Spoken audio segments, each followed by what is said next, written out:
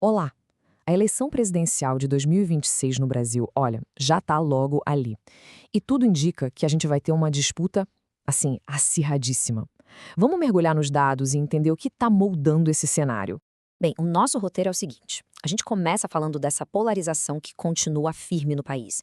Depois, vamos ver quem são os principais nomes no tabuleiro, dar uma olhada nos números das pesquisas e, para fechar, discutir as estratégias e o que deve de fato decidir o voto.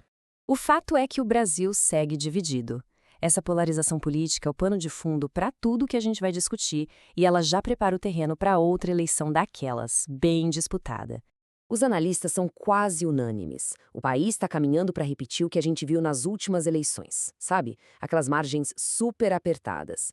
Basicamente, duas forças políticas gigantescas se consolidando, cada uma de um lado.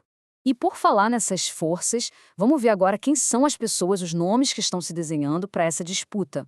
De um lado, o da situação, não tem muito mistério. O presidente Luiz Inácio Lula da Silva, do PT, já confirmou que vai tentar a reeleição.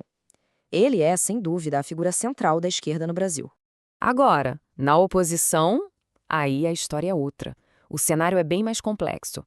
O ex-presidente Jair Bolsonaro, que é o grande líder da direita, foi declarado inelegível pelo TSE. Isso cria uma pergunta-chave. Quem vai herdar o capital político dele? E com essa pergunta no ar, claro, vários nomes começam a aparecer para representar a oposição e tentar mobilizar essa base de eleitores, que é enorme.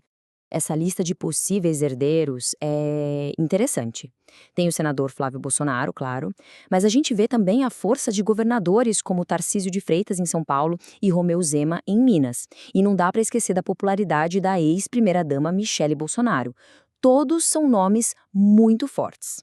Bom, e quando a gente sai dos nomes e vai para os números, as pesquisas só confirmam uma coisa: a eleição hoje é um empate técnico.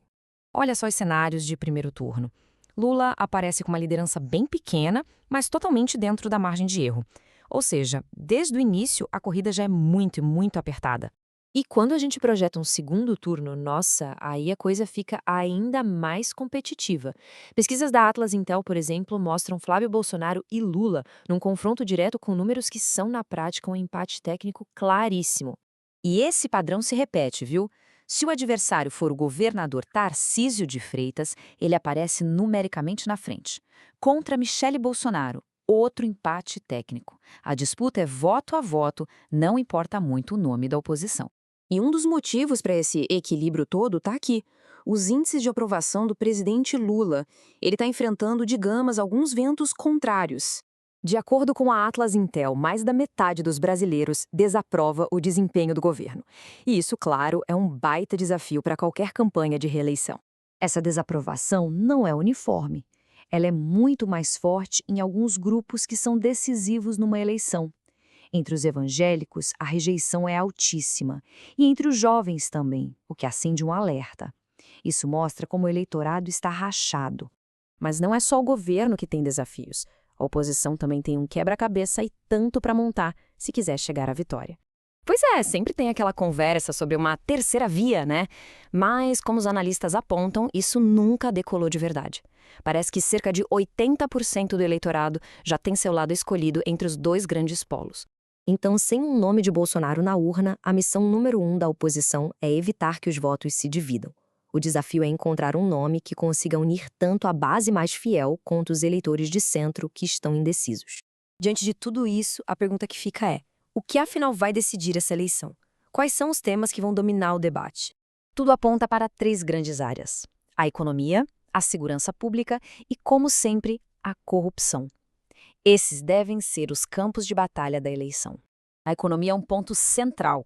O governo pode até mostrar números positivos, como o controle da inflação, mas o que vai pesar mesmo é a percepção das pessoas no dia a dia, como elas estão sentindo a situação no bolso. Isso é o que define o voto. A segurança pública é, sem dúvida, um ponto fraco para o governo atual. Quase metade da população está insatisfeita com essa área, e pode ter certeza que a oposição vai explorar isso ao máximo durante a campanha. Enfim, como os dados mostram, o jogo está completamente aberto. Quem vai levar?